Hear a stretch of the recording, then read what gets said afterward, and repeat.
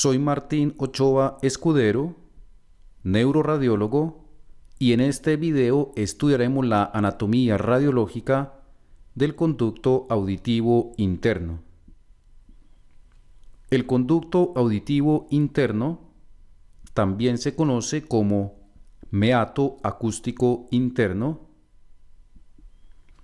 Es un canal óseo dentro de la porción petrosa del hueso temporal que transmite nervios y vasos desde la fosa craneal posterior hasta el aparato auditivo y vestibular. Tiene una longitud aproximada de 1 centímetro.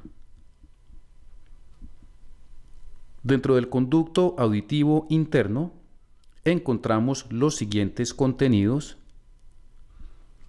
el nervio facial, es decir, el séptimo nervio craneal, que tiene un componente motor, que es el nervio facial propiamente dicho, y un componente sensitivo, conocido como nervio intermedio, que ocasionalmente se ve en las imágenes. También encontramos el nervio vestíbulo-coclear, es decir, el octavo nervio craneal, que se divide en nervio coclear, nervio vestibular superior y nervio vestibular inferior. También encontramos la arteria laberíntica o arteria auditiva interna, que usualmente se origina de la arteria cerebelosa anteroinferior conocida como AICA, y con menor frecuencia de la arteria basilar. Dentro del conducto auditivo interno también encontramos líquido cefalorraquídeo. Comencemos con las imágenes de tomografía computarizada. En este corte axial podemos observar el conducto auditivo interno, que tiene una apariencia cónica. Su porción medial, o mejor, esta apertura, que tiene una localización medial, se conoce como el poro acústico y comunica el conducto auditivo interno con la fosa craneal posterior y la cisterna del ángulo pontocerebeloso. La porción lateral del conducto auditivo interno, que es estrecha, se conoce como el fondo o fundus. Antes de continuar mostrando la anatomía radiológica del conducto auditivo interno, me parece pertinente explicar la distribución de los diferentes nervios en el fundus de dicho conducto auditivo interno, y utilizaremos este diagrama, que corresponde a una representación de un corte sagital del fundus del conducto auditivo interno. Esta estructura en rojo corresponde a la cresta falciforme, también conocida como cresta horizontal, que divide el fondo del conducto auditivo interno en un compartimento superior y un compartimento inferior. Esta estructura de color verde corresponde a la barra de Bill, también conocida como barra vertical, que divide el compartimento superior del fundus en un compartimento anterior y un compartimento posterior. Entonces, en el compartimento superior y anterior encontramos el nervio facial y el nervio intermedio, que ocasionalmente se ve en las imágenes.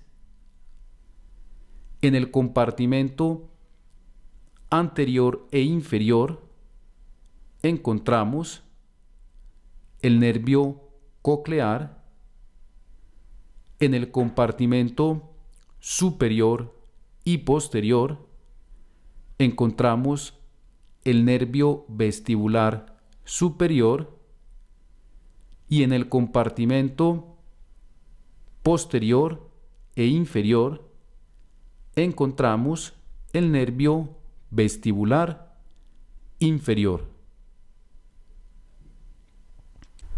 Regresemos a los cortes axiales de tomografía computarizada.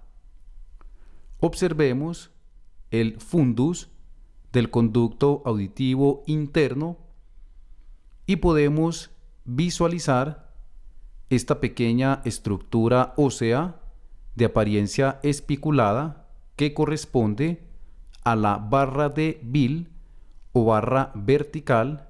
Entonces esta estructura es el canal del nervio facial y, para ser más exactos, su porción laberíntica, y esta otra estructura posterior a la barra vertical o barra de Bill sería el canal del nervio vestibular superior. Desplacemos las imágenes en sentido inferior para mostrar el canal del nervio coclear, y en este mismo corte podemos identificar esta estructura ósea que serían las paredes posterolaterales del fundus del conducto auditivo interno.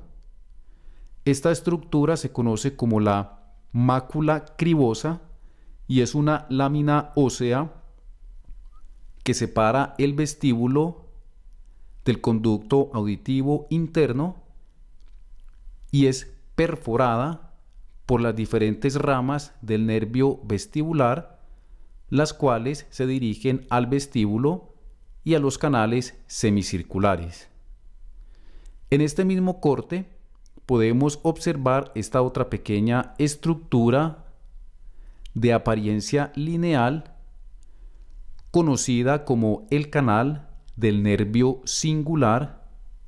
Como lo indica su nombre, por este canal viaja el nervio singular, que es una pequeña rama del nervio vestibular inferior que inerva el canal semicircular posterior. En las imágenes coronales también podemos identificar el conducto auditivo interno. Este es el poro acústico. Este es el conducto auditivo interno propiamente dicho. Y este es el fondo o fundus del conducto auditivo interno. Incluso podemos ver esta estructura ósea que corresponde a la cresta falciforme o cresta horizontal. En la resonancia magnética también podemos observar de una manera clara el conducto auditivo interno. Comencemos con el poro acústico.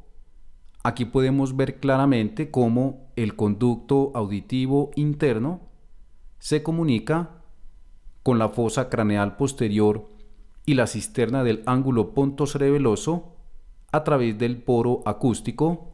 Observemos el líquido cefalorraquídeo dentro del conducto auditivo interno. Este es el nervio facial y este el nervio vestíbulo-coclear. Aquí podemos ver cómo ambos nervios ingresan a través del poro acústico al conducto auditivo interno. En este corte podemos identificar el nervio coclear y podemos ver el nervio vestibular inferior, y en este corte podemos identificar el nervio facial y el nervio vestibular superior. Regresemos a este corte del nervio coclear, donde podemos identificar la mácula cribosa. Recordemos que dicha estructura es una lámina que separa el conducto auditivo interno del vestíbulo y es perforada por las diferentes ramas del nervio vestibular que finalmente se dirigen hacia el vestíbulo y los canales semicirculares. Para terminar, estudiemos el conducto auditivo interno en el plano sagital de estas secuencias de T2 de alta resolución. Observemos cómo este corte es muy similar al diagrama que mostramos previamente. Aunque no se ve en las imágenes, aquí estaría la cresta falciforme o cresta horizontal y aquí estaría la barra de Bill o barra vertical, que tampoco se observa en la resonancia magnética. Este es el nervio facial, este el nervio coclear, este el nervio vestibular superior y este el nervio vestibular inferior.